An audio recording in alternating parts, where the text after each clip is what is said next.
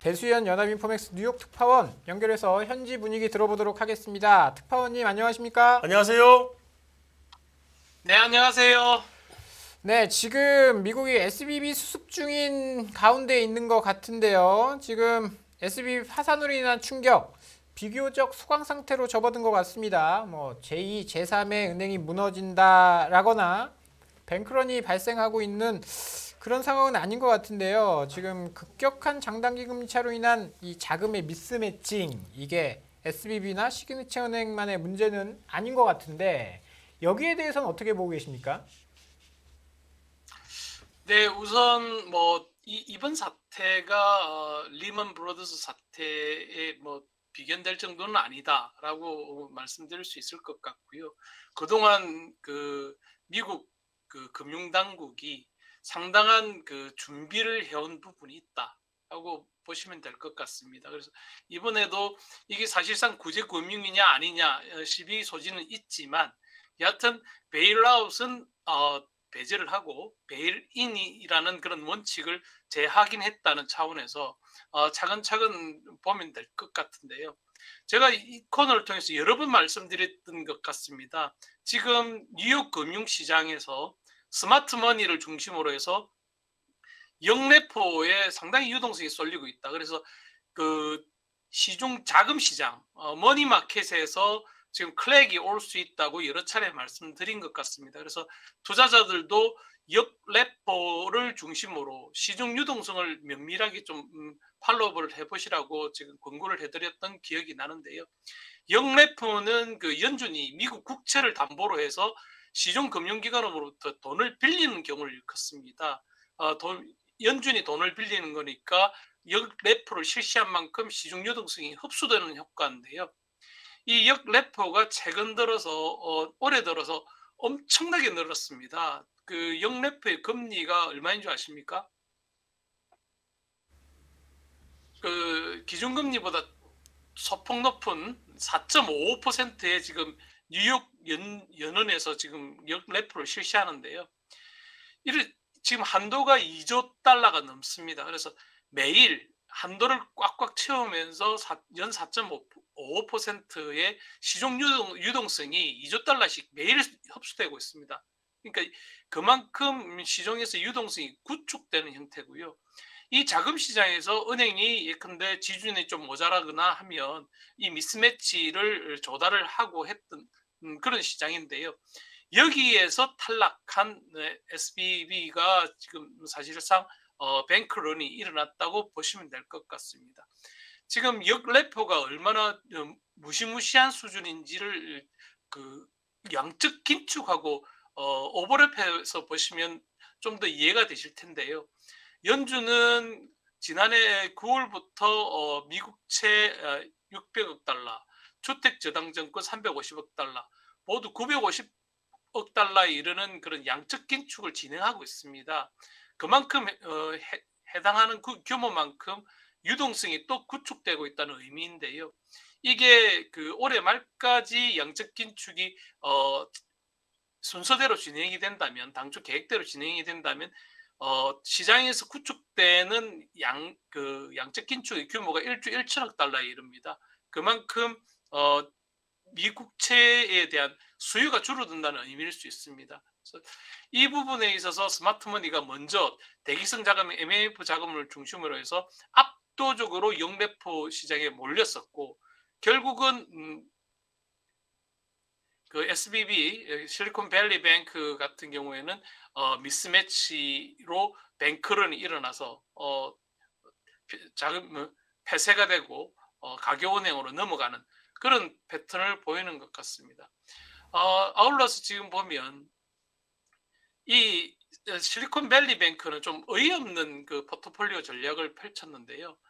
통상적으로 은행들이 채권을 보유하게 될 경우에는 매도 가능 증권과 만기 보유 증권의 비중을 적절하게 가져가고 있습니다. 그런데 매도 가능 증권의 포트폴리오를 늘리는 대신에 이기에 대한 금리 인상에 따른 해지를 거의 하지 않았다고 합니다. 그래서 이 부분은 향후에 청문회 등을 통해서 또 한 번 연준의 은행에 대한 감독 실패, 이 부분이 집중적으로 거론될 것으로 보입니다.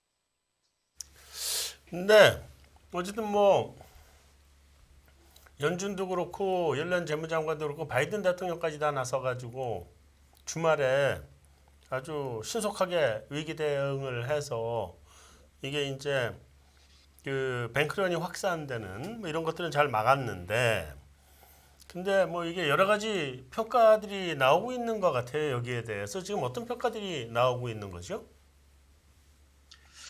지금 사실상 구제 금융일 수도 있다라고 이제 역풍이 일고 있다는 부분을 말씀드렸는데요.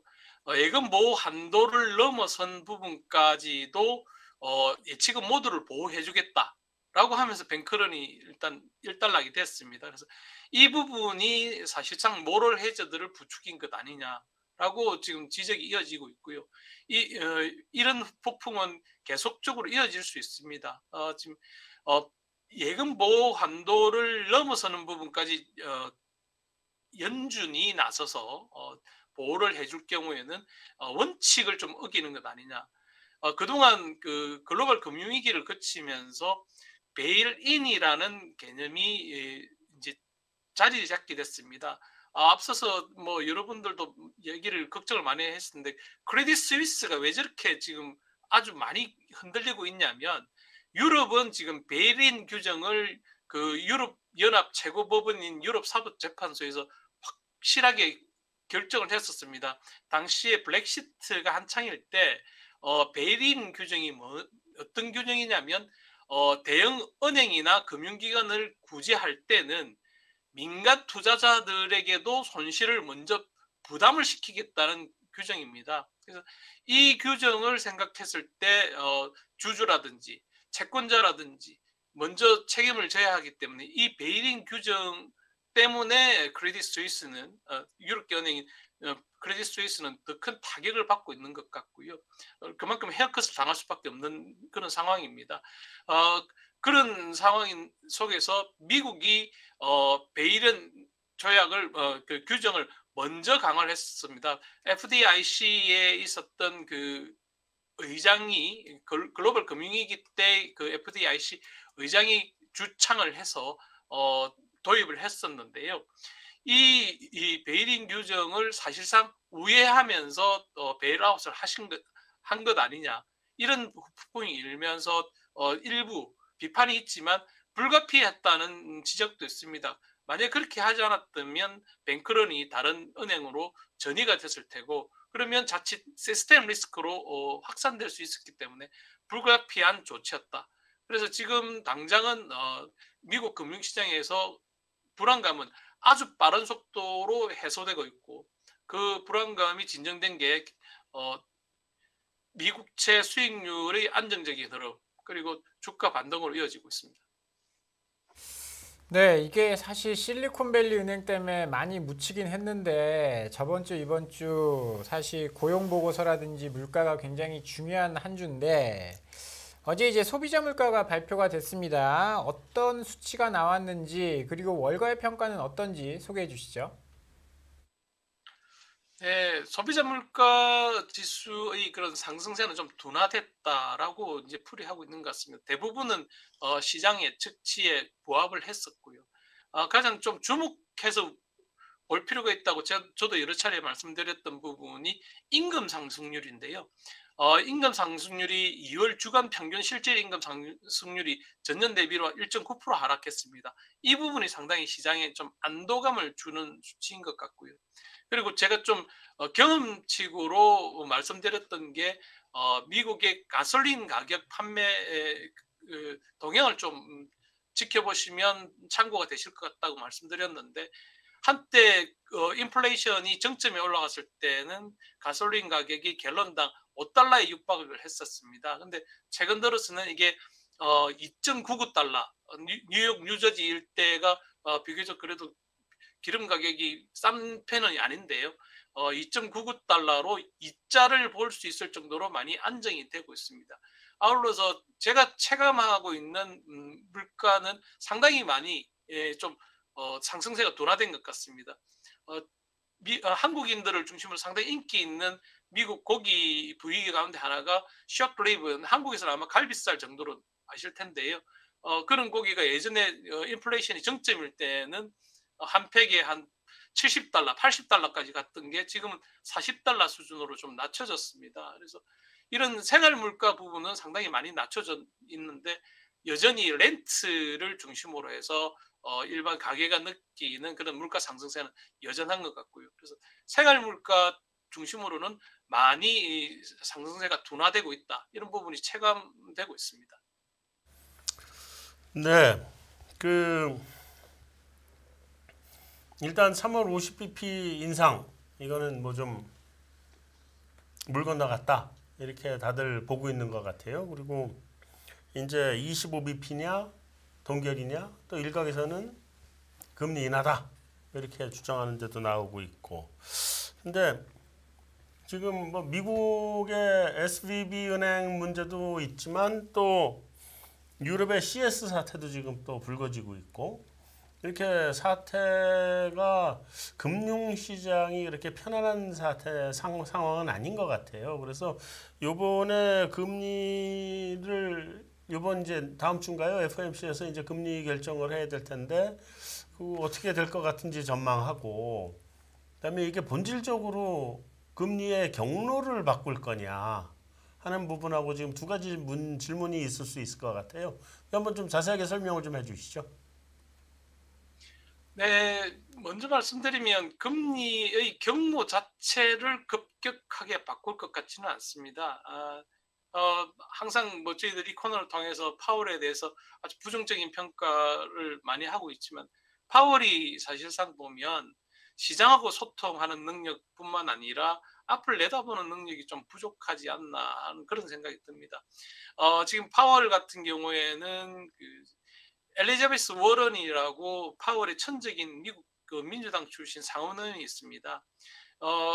그 민주당 출신 상원의원 엘리자베스 워런이 파월의 연임에 반대할 때 했던 말이 무엇이었냐면 파월이 은행 체계의 감독에 실패한 사람이다. 그래서 아주 위험한 사람이라고 했었습니다. 그때 당시에 외신을 통해서도 많이 보도가 됐고 저희들도 아주 여러 차례 보도를 했었는데요.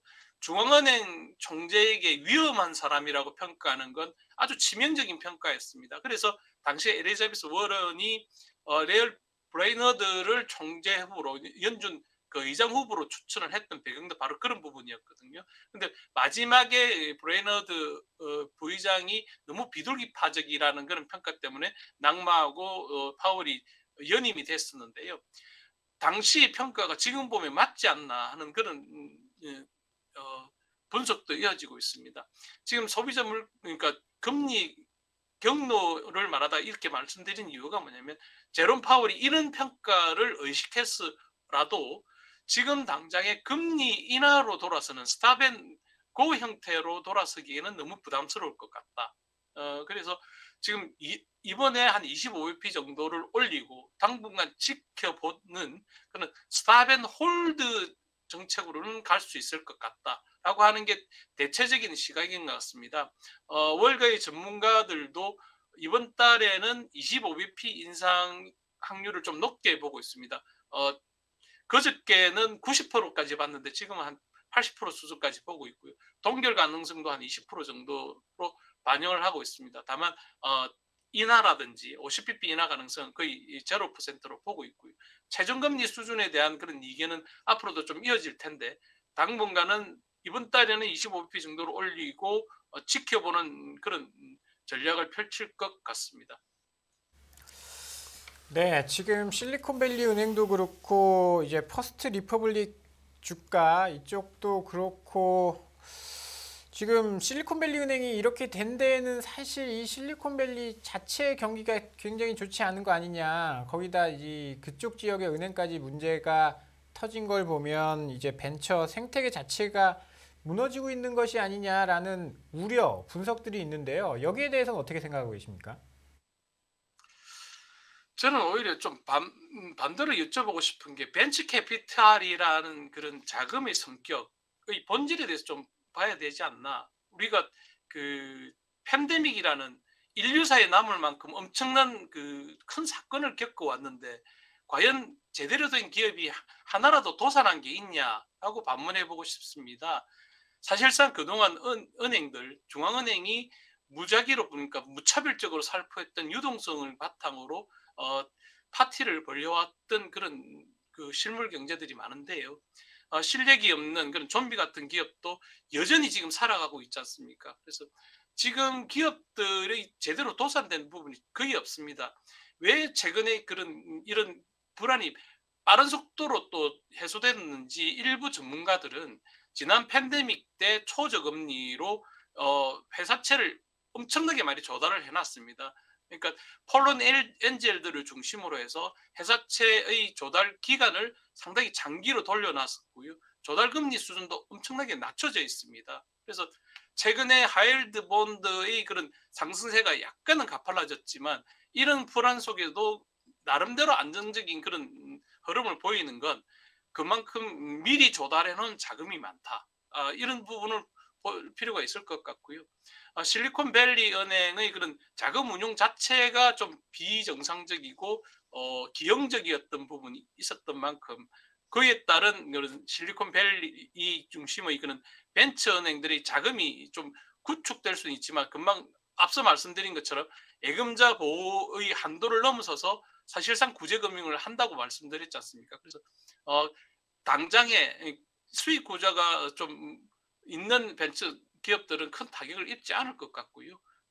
그만큼 추가로 자금을 조달해야 되는 벤처들은 어차피 지금 기준금리가 4.5% 이상, 4.5에서 4.75%인 수준에서 그 정도의 수익이 나지 않는 기업들은 좀비 기업에 해당하는 부분일 테고요. 도태되는 게 경제학 원리에 맞는 것 같습니다. 네, 이야기 잘 들어봤습니다. 특파원님 다음 주에 다시 또 연결하도록 하고요. 오늘 도움 말씀 감사드립니다. 네, 고생하셨습니다. 금융투자로 돈 벌기 쉽지 않으시죠? 그런데 불가능한 것도 아니죠. 글로벌 IB 트레이더의 눈으로 본 더 넓은 금융의 세계, 그들의 투자의 기술 정말 궁금하지 않으십니까? 여러분들을 응원합니다.